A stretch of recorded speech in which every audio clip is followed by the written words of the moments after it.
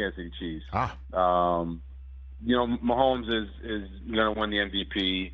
Jalen Hurts would have won it if he didn't miss, a couple games there down the stretch. But what Mahomes has done has been nothing short of amazing this year. After losing Tyreek Hill, they came out and they were, more efficient. They used more guys to be more prolific. And, they still have Travis Kelce. They still have a Hall of Fame tight end, Hall of Fame quarterback, Hall of Fame head coach. And it showed. What they were able to do and what he's been able to do has been amazing. Now, their defense hasn't been all that great, but they have difference makers on that front line with Chris Jones who can wreak havoc up front. So when I think about that would be the team. And it's not because they're playing the Jags, because I think the Jags are actually a really hot team right now and have a lot of belief in what they're doing. It's just they're going up against, the Kansas City Chiefs and a team that is primed to make another run towards the Super Bowl. Witnessing what you did Monday night, does that give you more confidence in the Cowboys, or you just feel that they did what they did to a lesser opponent finally, right? I mean, like, that's a team that was playing down to opponents that they are more talented than and can eviscerate like we saw on Monday night. Where do you stand on the Cowboys now, having seen what you saw? Yeah, Rich, I just imagine, like, the load of pressure that was on the Cowboys going into that game, and the stakes playing against the 7-time Super Bowl champ and Tom Brady, the greatest of all time, a team that I picked the Bucs to win that game because I believed that they would figure it out like they had later in the year. So for the Cowboys to go in and for Dak to play the way that he played, I've never seen Dak play better, and it's because of the stakes. It's the best playoff game he's ever had in his career. And he was doing it after coming off a disappointing loss against the Washington Commanders in the last week of the season.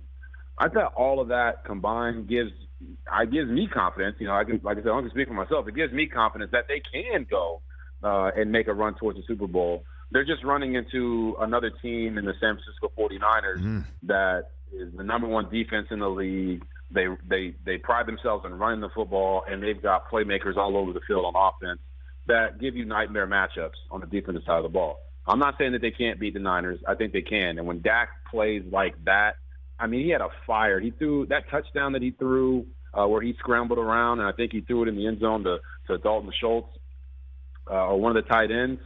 He landed right in front of me and Booger McFarland. And the fire that he had on that play, like, that's the type of player that all the Dallas Cowboys want to rally around. That's the guy that everybody's been wanting to see more consistently from Dak. So if he plays like that, and I think it's very easily doable for him, he was dialed in and on fire, man, they can be really dangerous in the playoffs. So if you're hanging with Booger, then you must have seen Sapp and Brooks too, right? Oh my goodness. Right. Oh yeah, I definitely saw Sapp. How could you not see Sapp? Yep. I mean, Sapp and Booger and Brooks, those are some very prideful men with a ring on their finger from that place. No doubt about that. And so what's your best sense what happens with Brady, Robert? What do you think? Oh, man.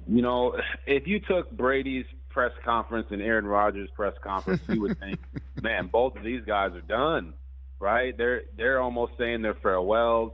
But I think that's just a byproduct of being in that moment. Like, Brady knew going into that game, like, there's a possibility this could be my last football game. Rodgers knew going into his game, there's a possibility this could be my last game as a Packer.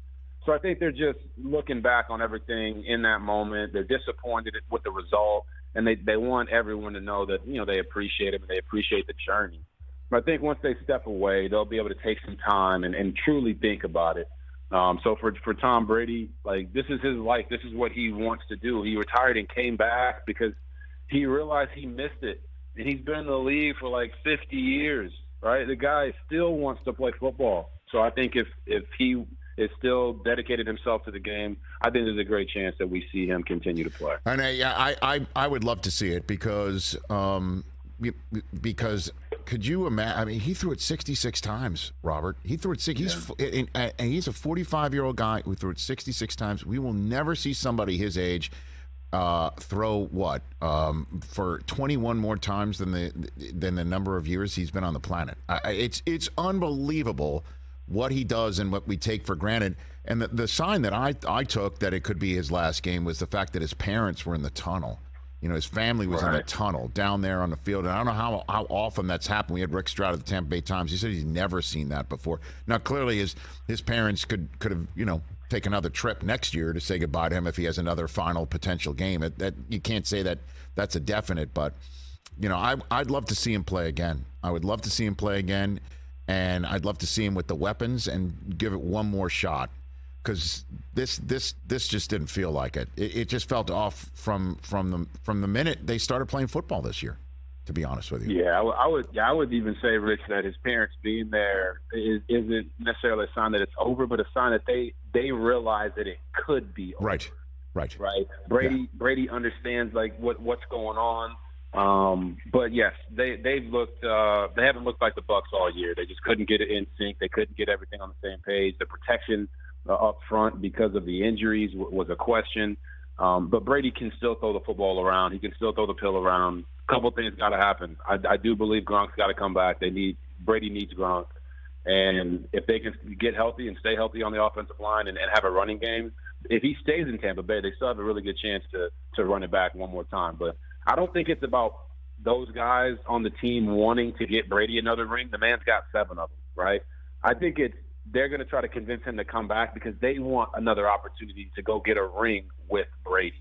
And I think that might be the selling point that they can get him to come back for. Last one for you, Robert Griffin III. You said earlier, if Dak can play like that, and then, you could clearly fill in the rest of the sentence.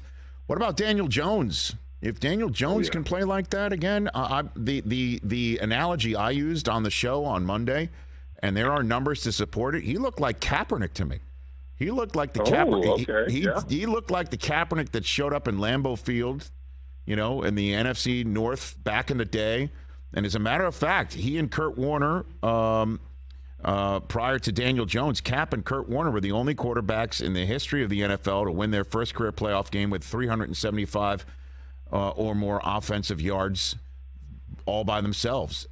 I don't know, man. Daniel Jones he looked amazing.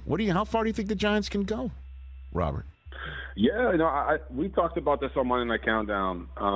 People are sleeping right now on Daniel Jones's dual threat ability. Yeah. So you talk about it 375 yards. Obviously, Cap did it a certain way. Kurt Warner did it a certain way. Well, Daniel Jones did it both ways, right? He 301 passing yards, 78 rushing yards. And right now, you can talk about all these, sayings or whatnot, but let Danny dime. That's not really him just drop back passing and just picking teams apart. It's his decision making, making sure he throws the checkdowns, getting the ball to the right guy, throwing it to the open guy. He's doing all that at an extremely high level. And then when it's not there, he's using his legs with urgency to get out of the pocket. And I think that's the biggest difference year to year for him. He's making great decisions, and he's running at the right times. And I think all the credit goes to Daniel Jones because he's been under fire all offseason and all year for his play, and he showed up big time this year for what was expected of him. And then also Brian Daboll, right? The fact that he came into New York with a roster that wasn't as talented as the one he had in Buffalo, and he was able to get the most out of it, right? He didn't complain. He just put a plan together to get the most out of his roster. It just shows you how much coaching matters. So Daniel Jones, you talk about if he plays like this, he's going to have to play like that and some to get a win against Philly, because Philly is the better team all around, and they can beat you in so many different ways, even if the game gets ugly. But Daniel Jones, you could argue that he's made the impression that he should be the guy moving forward based off the way that he's playing right now. So then here's my last question for you. The road team that will win this weekend, because it's a very rare occurrence to see a divisional round playoff be a complete home sweep. What do you have for me on that, Robert Griffin III? The road team, man. The Bills seem like a team of destiny, right? With everything that they've been through this year, man. It'd have to be either the Cowboys or the Bengals, I feel like. But I'm not confident in any of those, Rich. I bet. I think the home teams this year are so strong. I wouldn't be surprised if it was a clean sweep. Okay. Robert, thanks for the time, as always. Really. Let me know whatever I could do for you, with you, anytime. You've got my number. Please do that. Let's chat soon. Appreciate you, Rich. God bless you. Right back at you at